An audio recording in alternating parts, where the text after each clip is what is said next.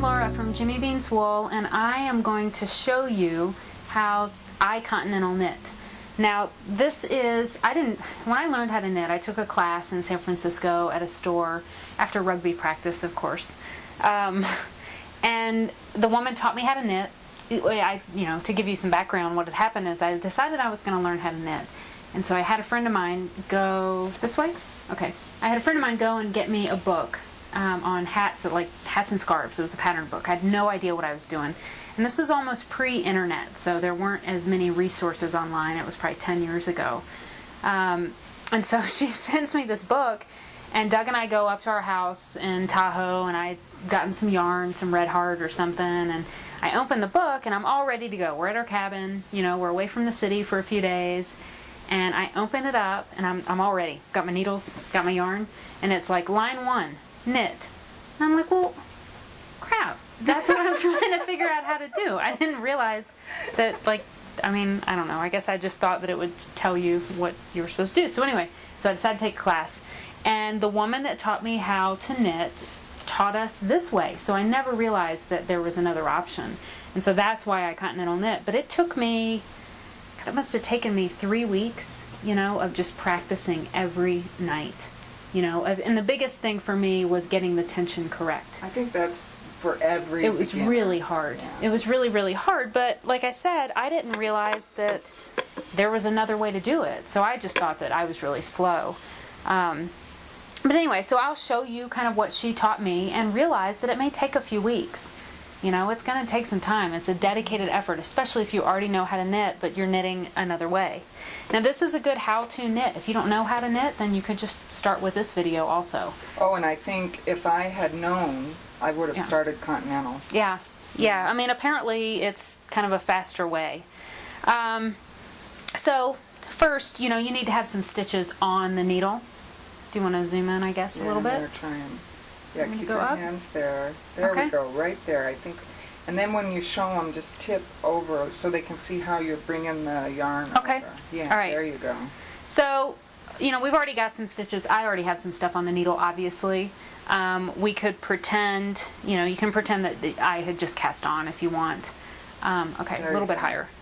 All right, so the first thing I do is I take my yarn and, let's see, I am going to wrap the yarn underneath my middle 2 fingers, like that, and then I wrap it 1 time around that finger. So if I drop it, and this is, it took me forever. I kept having to remember, do I put it underneath the middle 2 or do I put it on top of the middle 2? Put it underneath the middle 2 and then wrap your finger around 1 time. And I've probably left, I don't know, a 1/2 inch to 1 inch worth of yarn there. Enough, but not too much, so that I can grab my needle like that, with my thumb and my middle finger. So I hold on to my needle that way. I've got my yarn wrapped around like that. And what I do is I take this right needle and I'm going to put it into this first stitch.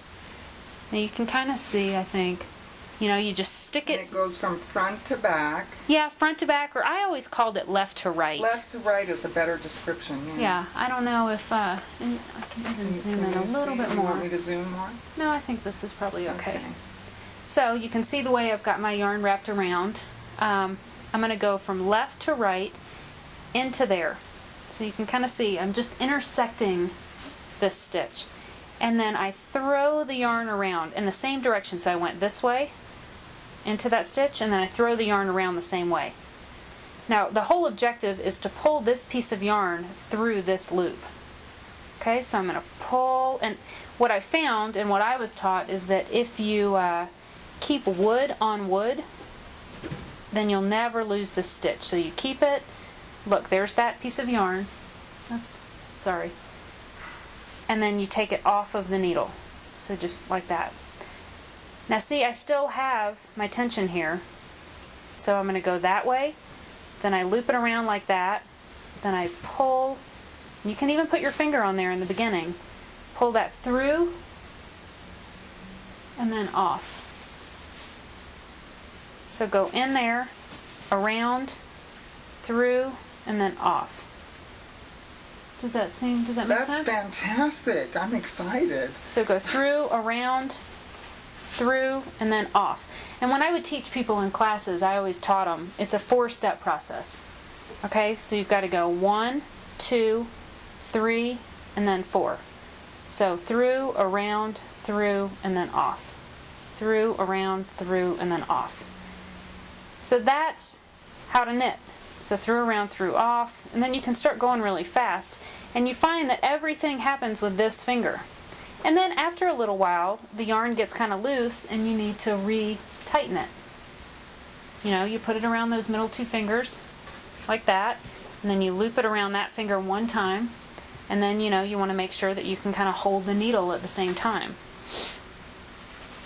That's fantastic. I hope that's helpful.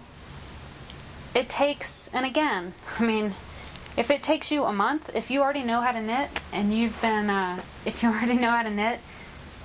throwing or doing it, what is it, the English way? English way, yeah. Then it may take you 2 months of practicing. I mean, I wouldn't be discouraged. You've already learned one way to do it, so it's more difficult to try and change.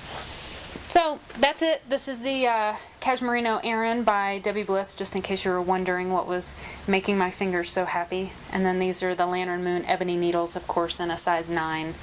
Thank you so much, and I hope that was helpful.